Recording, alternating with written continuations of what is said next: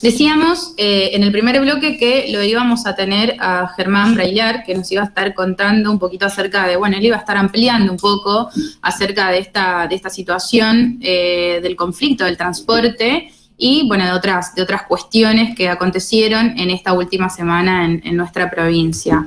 Germán, buenas tardes. Carla Cini te saluda. Hola Carla, ¿cómo estás? Un gusto. Buenísimo, Germán, ¿cómo estás? Compañero Juan Lescano te saluda. ¿Cómo andás, Juancito? Un gusto también. ¿Cómo está la cosa fría en la provincia, por fin? ¿Dónde estás? Contanos. Ahora me agarraron en Mocoretá, estuve recorriendo un poco la zona del río Uruguay, armando la campaña presidencial de Sergio Massa, Unido por la Patria, así que con excelente perspectiva para lo que se viene, que podamos mantener el gobierno nacional y sí gobernar en un contexto de normalidad. ¿Qué significa normalidad? Acá se me ríe mi equipo, pero la verdad que gobernar también es explicar sin pandemia, con una guerra de Ucrania que ya por lo menos estabilizó el precio y sabemos dónde estamos parados, sin sequía porque va a llover, y ahora sí con superaire energético gracias a Vaca Muerta, y habiendo por lo menos acomodado el desastre que nos dejó Macri con el FMI. La verdad que con los aciertos y los errores que hemos tenido en la alianza, el contexto más duro no nos podía tocar para gobernar. Qué bueno, Germán, la verdad que generar y dar previsibilidad y seguridad con un Estado presente es sumamente necesario en este contexto. Contanos, hablando de Estado presente, ¿cuál fue el principal conflicto que tuvieron esta semana y que tuvo nuestra provincia? Fue el conflicto del transporte. Nosotros vimos el presupuesto que aprobó.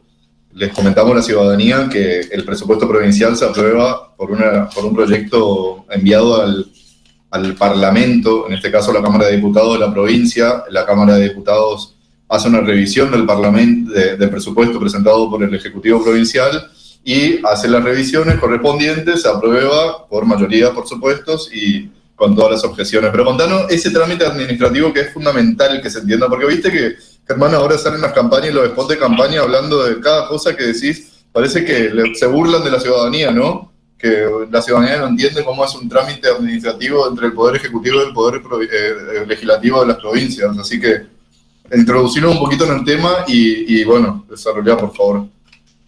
A ver, creo que el tema que más golpeó a la ciudadanía correntina, en especial a la ciudad de Corrientes, a medida que la escala de la ciudad es más grande, el transporte público se hace más importante, ¿no? Uh-huh.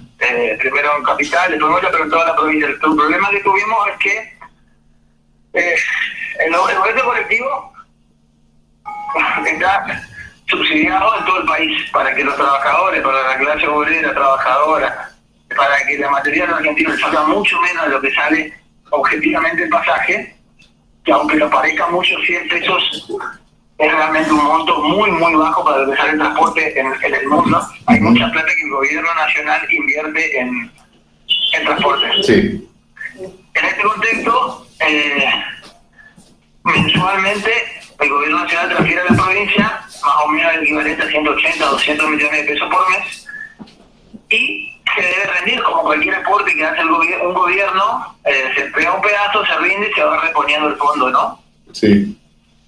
Por un error administrativo, por una desidia o por la tasa de ver por qué razón, la provincia tardó en rendir los fondos del mes anterior, y esos fondos son los que pagan prácticamente la totalidad del salario de los trabajadores del chofer de la UTA. Uh-huh. Los choferes no cobraron porque la rendición estaba mal hecha y además se tardó demasiado días. Presentaron la rendición una semana tarde, el 6. Si hubiese estado perfecta, para el 11, 12 recién podría haber estado el segundo desembolso. Pero faltaban rendir 30 millones de pesos. Entonces no se podía disparar la totalidad del monto, ni siquiera lo que estaba rendido. Uh-huh. Y estuvieron 15 días sin cobrar los trabajadores y fueron a paro. Una medida perfectamente entendible. El problema es que haya funcionarios que no tengan la responsabilidad de no entender cómo, por ejemplo, el sector de transporte puede ser algo más importante que encargarse de que los colectivos funcionen. A la vez este subsidio también va para el transporte interprovincial, o sea que también estaban contados todas las conexiones en transporte público para las ciudades.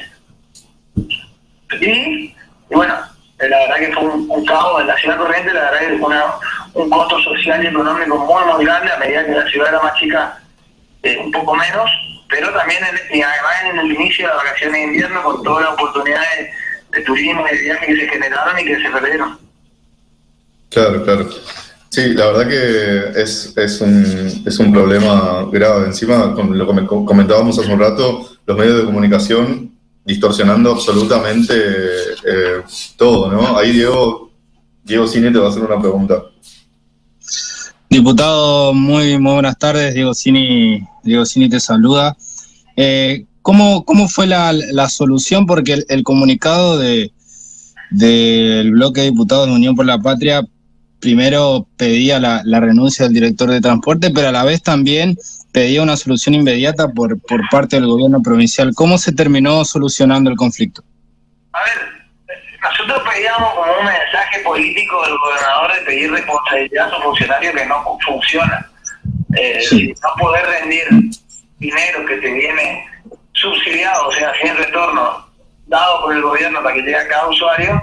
Lo mínimo que yo haría si fuese gobernador es echar al funcionario de turno, ¿no?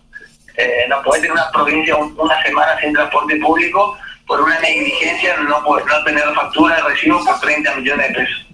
Y se solucionó como tiene que solucionar, o sea, no había ni discriminación, no había nada, había que presentar la factura, que se rinda el dinero que ingresó, y a partir de ahí, el dinero que ingresó, simplemente se transfirió la plata.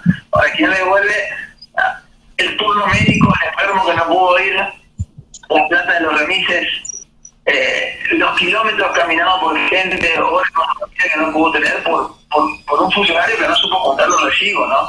Es grave. Eso es una renuncia como un mensaje político de más compromiso en la gestión de los funcionarios del gobernador Valdés, ¿no?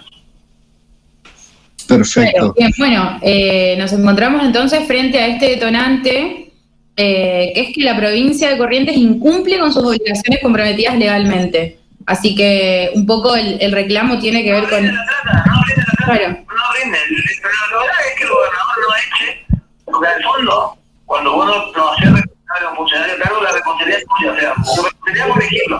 Si no funciona esto en cualquier sistema, en cualquier trabajo, ¿no? Porque no es un error menor. Hay 56 semanas en el año. Por no rendir unos papeles, por no rendir una factura, hay una semana en la cual el tema de la apoyo no funciona, y el costo económico, esos 30 millones que le costó rendir para equivocar la factura, significó millones y millones de pesos para familias correctivas, ¿no? Germán, ¿qué tal? ¿Cómo te va? Federico te habla de este lado. ¿Cómo no sé? Bien, entonces estamos diciendo que la propuesta define con claridad su esquema de financiamiento y toma en cuenta el presupuesto del país. ¿Qué programas o acciones habría que sacrificar para financiar esa propuesta?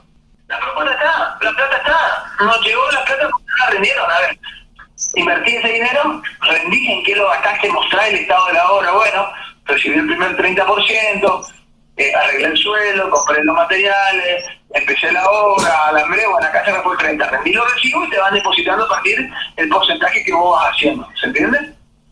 Sí, perfecto. Entonces, si no rendiste, no te puedo volver a desembolsar lo del anterior mes. Claro. Que no caemos en lugares como 100 y pico de millones de pesos que se le dio a la ciudad de Buenos para que haga una obra y no la hizo. Sí. Entonces, el gobierno nacional tiene que cuidar que el dinero que es de todos, la plata está, yo sí, se destine, me cuesta creer y entender de que cómo puede ser, la plata estaba así, ¿por qué no llegó? Porque no lo rindieron, porque no presentaron papeles. Es maduro todavía, la discusión por el presupuesto ya se la dio el año pasado cuando se votó el presupuesto este año. La plata estaba, no es que era un problema de que no estaba la plata.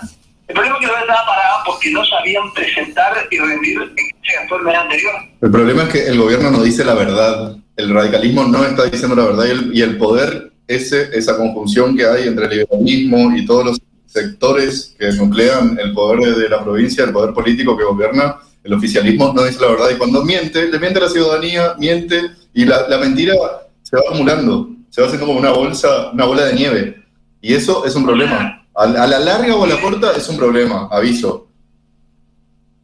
El problema, Hoy lo sintieron toda la familia porque se quedaron las patas en medio de una semana laboral, ¿no?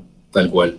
Germán, contanos un poquito, bueno, cómo viene la campaña. Esta semana va a estar Agustín Rossi, pero ¿cómo ves vos la provincia que está recorriendo todos los municipios? Contanos, por favor, ¿qué dice la ciudadanía? ¿Qué dice la gente? ¿Qué dice el pueblo? Bueno, la verdad que mucha expectativa, primero de los dirigentes, dejar de lado diferencias que pueden tener más con los armados locales y a la vez provincial. Ya hoy te puedo decir, estuve hablando con dirigentes de Goya y recorriendo diferentes lugares de la provincia. Ayer estuve en Curuzú, Solari, Alvear, La Cruz, hoy pasé también por otros pueblos de la zona de Uruguay y ahora estoy llegando a Bogotá. Sin distinción de sector, de agrupación, de organización social, ni de partido político que forma parte de Unión por la Patria, todos hermanados, unidos por la patria, unidos por lo que creemos que este gobierno, a pesar de sus aciertos, errores, fue mucho mejor, como ya dijo Cristina anteriormente en su último discurso, que no tenemos la menor duda. Y también, Juan, y a toda la mesa, los boyanos que me están escuchando. Y San Isidro también te está escuchando. San Isidro, aprovecho de pasarme un saludo a la amiga y compañera Vilma. Convencidos de que somos la mejor alternativa, convencidos que los errores políticos que podamos haber tenido hay que dejarlos atrás y a la vez decidido poner en valor este gobierno que la verdad que generó e hizo mucho, empezando por la obra pública. La cantidad de obra pública que se ha hecho en este país en estos 4 años y que le ha cambiado la vida a la gente es atolladora, y eso hay que ponerlo en valor y seguir trabajándolo. Sí. Y ponerlo en valor y explicarle a la gente, ¿no? Sí. De que no es lo mismo que lo gobernamos nosotros que gobiernan ellos. Sí, hablarle con la verdad. Totalmente. Germán, contanos un poquito otro tema que a vos, y ya cerramos con este tema, pero me interesa mucho el sector de las pymes, de las pequeñas empresas. Con Macri se cerraron más de 21.000 pymes, que fue dolorosísimo para nuestro desarrollo productivo y desarrollo técnico y científico sobre todo. Contanos cómo está la situación de las pymes en la provincia, por favor. No, las pymes están con las dificultades, por supuesto, que la inflación tiene, sí. Y uno está pensando en cerrar. La destrucción de pymes de 21.000, como vos dijiste, hablando de pymes que puede ser un comercio o un empleado autónomo, pero Macri tuvo el récord de destruir lo que nadie pudo, que fue la ex Pando o la ex Mazalín, ¿no? Sí. Cerrar en cada punto del país, en cada provincia, industrias emblemáticas, como en el caso de Goya, Mazalín particulares. Y la verdad que yo siempre digo, el ser humano tiene uno de sus grandes mecanismos de defensa y de autopreservación es el olvido. Si uno se acuerda de la experiencia fea de la vida, es psicológicamente hablando un mecanismo de autopreservación el olvidar de las cosas malas. Pero bueno, estos pasaron 4 años y también tenemos la responsabilidad de remarcar cosas como la de Mazalín para que la gente no se obnubile con los eslóganes hechos. Antes usaban globitos, ahora usan papelitos, y que en el fondo las políticas de ellos siempre fueron las mismas, ¿no? Una Patricia Bullrich, que fue ministra de Trabajo desde la Rúa, el gobierno que tiene el triste récord de haber destruido más empleo que ningún otro.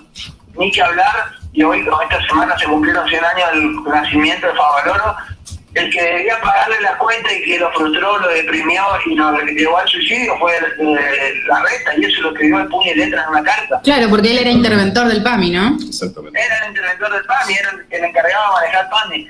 Entonces, después vinieron con Macri y también la estrellaron, y con nosotros con los aciertos y con los dolores y con la gran deuda pendiente que tenemos, que es solucionar la inflación, que se está acomodando. Lo que hacemos es que la economía esté en marcha, y la verdad que cuando uno recorre las ciudades, los pueblos, buscando locales para alquilar, para poder armar los búnkeres de Unión por la Patria, los locales están todos abiertos, trabajando más o menos, pero todo con una rentabilidad, y la verdad que conseguir un local se hace muy, muy difícil, pura y exclusivamente porque las pymes están funcionando. Por ahí tendrán un poco menos la rentabilidad que esperan, o un poco más de esfuerzo para cubrirse de la inflación y de poner la mercadería de una manera más dinámica y menos conflictiva ante la inflación. Obviamente sabemos y asumimos la responsabilidad de solucionarla, pero las turbinas de la producción, el trabajo, el empleo y el consumo están paradas. Y me parece que el desafío que tenemos es ordenar la macro, pero con todo adentro. Y cuando digo todo adentro, es con todo laburando, con las persianas de las fábricas levantadas, y evitar que más mazalines como lamentablemente sufrió Goya sigan surgiendo en el país.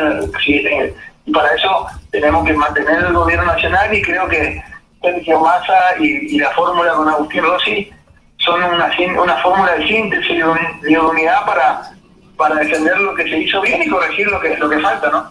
Bueno, Germán, con este compromiso que asumís como diputado provincial y con el compromiso de cara a la ciudadanía para generar proyectos de ley y trabajo sobre todo para nuestra ciudadanía, te agradecemos muchísimo la comunicación, estamos en contacto permanente todos los sábados seguramente, y gracias por esta comunicación. Bueno, muchas gracias a ustedes, y también les voy a pasar el número de los diferentes candidatos a diputado nacional para que la sociedad, los boyanos, San Isidro los conozcan, los valoren y lleven ese mensaje de fuerza, de esperanza, pero sobre todo de desarrollo y producción, que es lo que encarna hoy la figura de Sergio Massa, acompañado por Agustín Rossi y todos los dirigentes, los amigos, los compañeros de Unión por la Patria. Muchísimas gracias. Gracias por tenerme en cuenta. Gracias. Gracias, Germán.